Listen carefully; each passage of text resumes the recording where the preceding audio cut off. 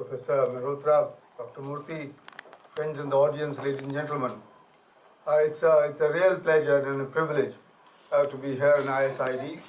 Sort of an amazing culmination of a relationship that began, I think, in 1984, or maybe it is soon after I came back from Oxford, and I used to visit Professor Goel's wonderful facilities in the shadows of the IIPA and near the IITO.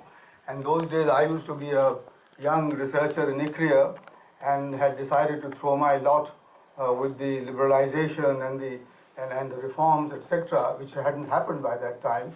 And Professor Goel, of course, was still rather skeptical of those reforms and didn't know where it was going. So it was wonderful. It was wonderful engagement and discussion that I used to have for hours together sometimes. And then he had actually a wonderful canteen where we enjoyed some delicious meals together. So it really is almost like a half. I mean, how much?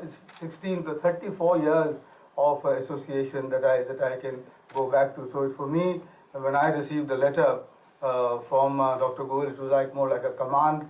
So here I am to deliver this 31st Foundation Day lecture. And having established a small institute myself in 2013 called the Pehle India Foundation, I can vouch, and having been the CEO of ICRIA for about nearly 6 years, so 2 institutes, I can testify to the enormous efforts and the enormous effort and the pain that Dr. Goel has gone through in putting up this facilities. I've seen this happening before my eyes.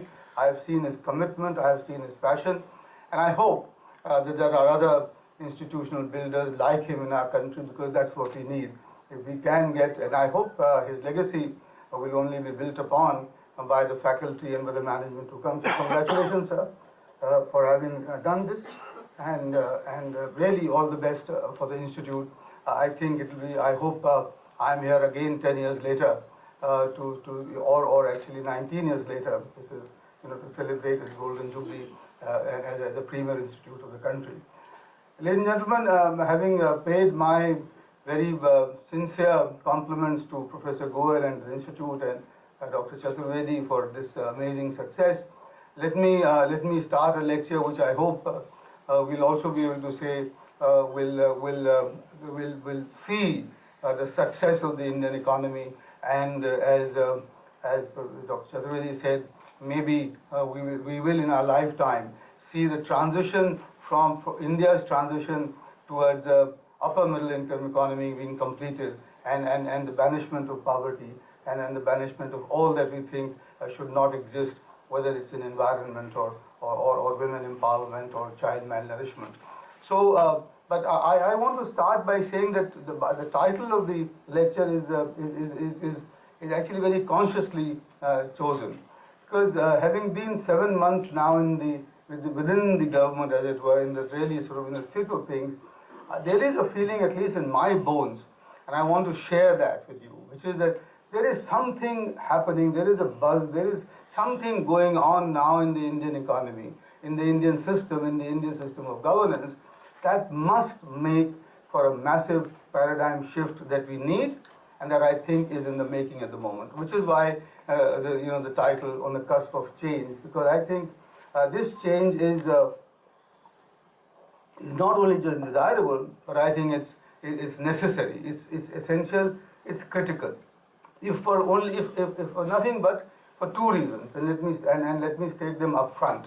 First is, of course, that the book, the penultimate book, the one that I wrote before my last one, the title was Exploding Aspirations, and I really meant that, which is the first and the principal, the major, most important reason for us today is that our younger generation, most of whom have now, of course, almost done secondary education, 104% primary education, gross enrollment ratio at the primary level, about I think 70% at the secondary level.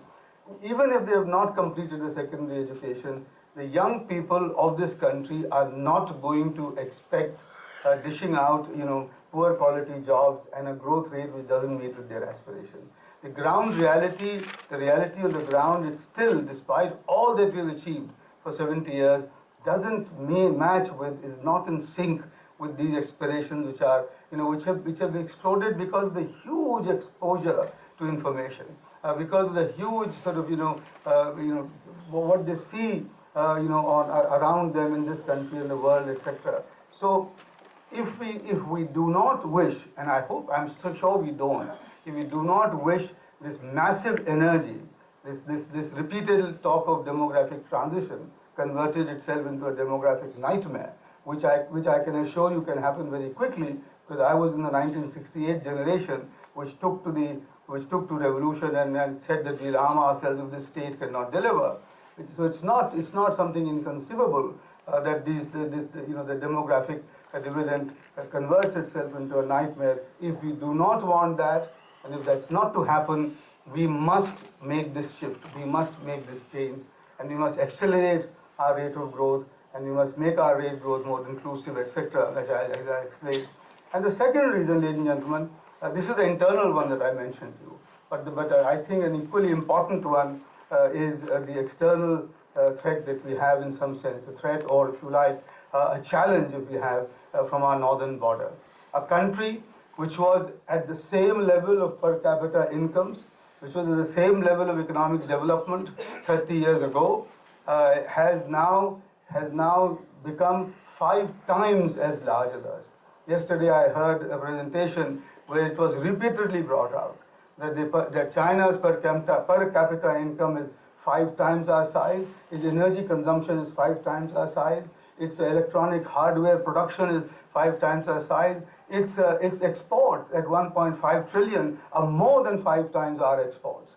And its share in the world market of trade is 16%, while we stagnate at 1.8%. And its defense budget is perhaps, I think, more closer to 8 times our size than we have today. Ladies and gentlemen, this is something that we have, that's a reality. It's a reality also that China, now with its huge prowesses and its very deep pockets, has around us, has in South Asia, $40 billion to Bangladesh, $43 billion to Pakistan, the border ports, the port in Sri Lanka, where they've got, I think, $18 billion. They're building the road now, the Trans-Himalayan roadway from Lhasa to connect to Kathmandu, etc., etc. They are all around us. And if we do not, at the moment decide to take our destiny in our own hands, and if we do not decide to strengthen ourselves, because ultimately at the end of the day, there is soft power. Yes, we have the great power of our democracy and our soft power, etc., but at the end of the day, it is the strength, it is the hard strength that will save us from the calamities that could occur in case we decide not to make this change and not to accelerate our economic growth as we go forward. So, ladies and gentlemen, for this reason, the title is well chosen, and I hope you will appreciate that we all have to come together in making this change possible, at the cusp of which we find ourselves after the 4 years of this government, and after about 27 years, from 91 to 2018, of economic liberalization, which I was fortunate enough to have been a part of, being in the DEA between 91 to 95. So here goes, and this is now the nitty-gritty of what I want to say. One is that our growth rate has begun to accelerate again. It was, as you can see, from Q4 2015-16. But if you must look at actually where we were just before, in the last quarter of 2014. We had slumped. That's the inheritance this government had. The last quarter of 2014, 13-14 is about 5.5%, 5.6% rate of growth. So it's not useful to talk about averages between 2004 to 2014. No, the point is that there was an economy which had started decelerating, from about 2012-13, and this legacy of a decelerating economy even more sharply declining investment, private investment, a policy regime which had become almost frozen in its tracks because of various reasons. It has taken us long to emerge out of it, but I'm happy to note here that starting, and I had said this in July of 2017, that we did bottom out in the second quarter of 2017-18, and now we are beginning to see a upward rise in our economy, which I hope, and this is what we will be saying in the development agenda that we are preparing in NITI AAYOG for the next, for up to 2022-23, that I hope we will reach, and we must reach, a double-digit growth at the end of 2022-23. Now this postulates, and all the 2018-19, I am betting my money on this being 7.5%. The IMF and the World Bank and the ADB are talking between 7.2 to 7.4%. I think it will be higher than 7.5%. Why? Because for the first time now, credit offtake from commercial banks going to industry is now rising sharply. It's at 12.5%. No more, not like 22% of 2011-12, but nonetheless much better than a negative 4% of 2016, and that we had our capacity utilization, as mentioned by the RBI in its latest report, is now 74%, and that's where if you reach about 80, you get a burst of investment after that. Sectors like the heavy commercial vehicles, light commercial vehicles, autos, cars, two-wheelers, civil aviation, tractors, cement and steel, of all things, are now experiencing more than 8.5% rate of growth per annum. Civil aviation, I was surprised to find, is growing at 21%. But the steel, tractor and cement growing now finally, and the heavy commercial vehicles, which we now, we are trying to create an index of leading indicators in NITI AAYOG, show that the investment cycle is now on the rebound. So it's not only no longer the consumption demand, but also the investment demand, which is now beginning to pick up. And that is what gives me the confidence to say that in 2018-19 we will get 7.5%, and that the Indian economy, which is already now about $2.5 trillion, will reach about $4 trillion in 22-23. Now that's still a very long way to go, but at 4 trillion, because I think China is now about 13 already, or no, China would be in 22-23 about $16 trillion, $16.5 trillion.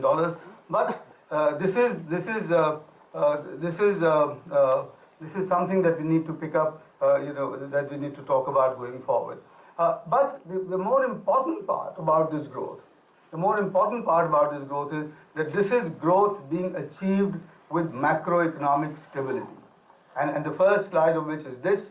As you can see, our foreign exchange reserves have been rising very smartly, so that we have external stability. We don't need to fear a run on the rupee or an external economic crisis that happened in 1991.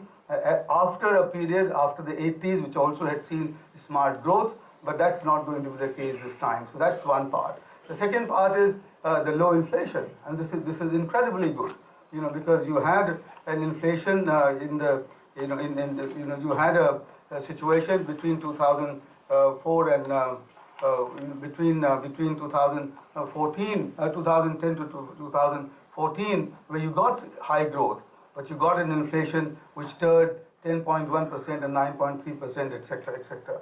For the first time, the RBI, because of the RBI having been given the statutory requirement by law to maintain an inflation anchor of 4 plus minus 2%, you have a situation where you have rising economic growth, but with declining inflation, both CPI and WPI. Now that's something which, and that means also that your supply side response is beginning to show up, and the rising demand is not being met by supply side constraints that we go forward.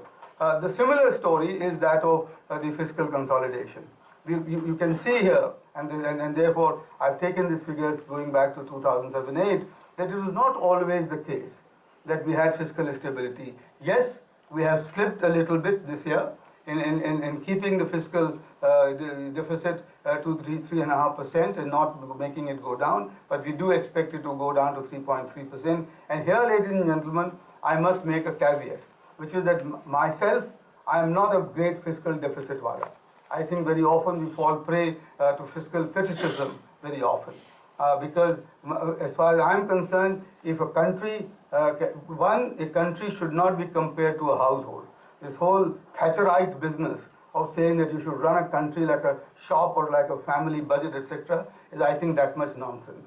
A country does have the means to create its own currency and borrow, sovereign borrowing, and I think it should utilize that. It's like utilizing a higher gearing ratio to get greater growth. As long as the rate of return on the borrowing that you make is higher than the rate of interest then that you have to pay, I think you're worth borrowing. If you can use that to expand productive capacity. And fiscal deficit and fiscal expenditure must be used to act as a counter to the downturn in cycles. It is a counter-cyclical measure. Imagine if this government hadn't taken the courage in its hand to spend more in the last 3 years, when private investment was nosediving, what would we have ended up with if we had listened to the fiscal hawks in our country, who would rather, and to the Fitches and to the Moody's of the world, who would rather have that we should have not just 3 but 2.9% of fiscal deficit as ratio of GDP. Completely unsound economics, and therefore I think the government has done rather well. In fact, I have been an advocate within the government to say that we should try and even do more. Thankfully, as a result of that, you have got the bank recapitalization of nearly 2 lakh crore, which is off the budget and is below the line as permitted by the IMF. But nonetheless, it is borrowing which the government has been brave enough to take to recapitalize our banks and sort that out. So instead of fiscal deficit, I have continuously emphasized the revenue deficit and that to be brought to zero.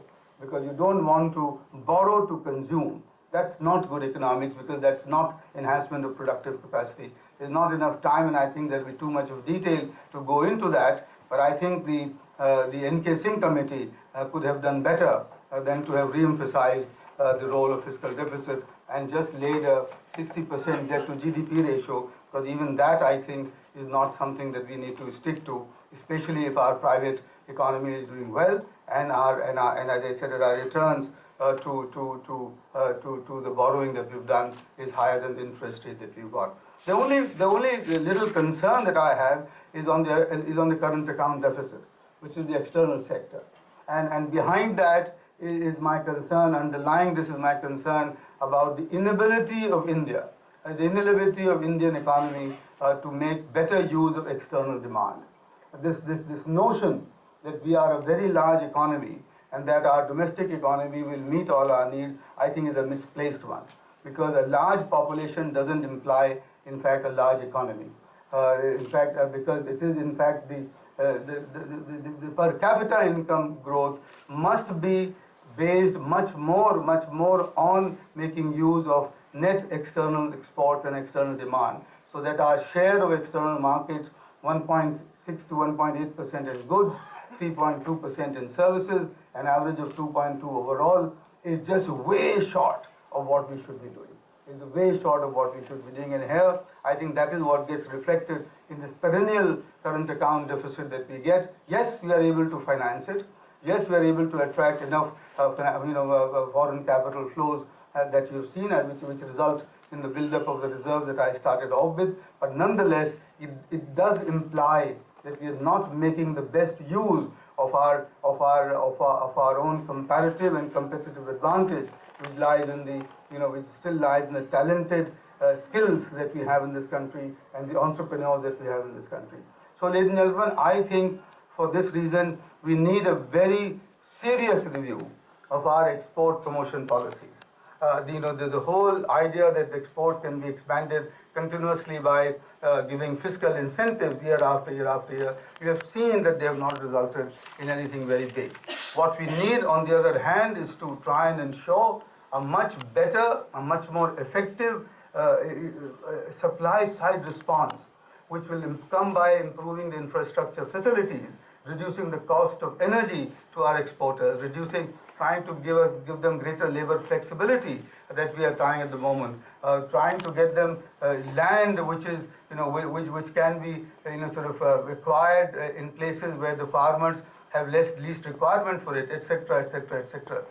Exports should become the business of the whole government in this country for a change.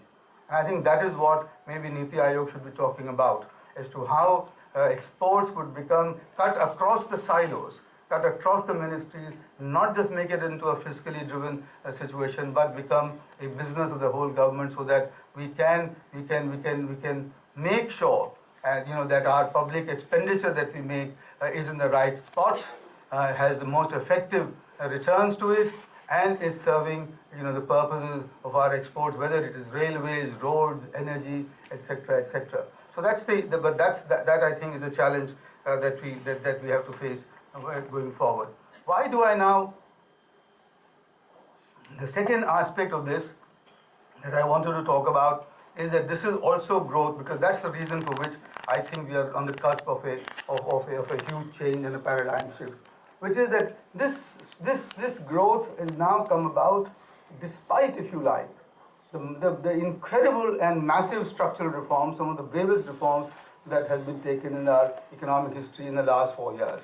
And I think this is where what I feel is that this is the foundation that is being laid for much higher growth rates in the coming 5 years and the coming 10 years. And I think, and the foundation has been laid by reforms like this. These are going to be changing the whole businesses. There will be no more business as usual.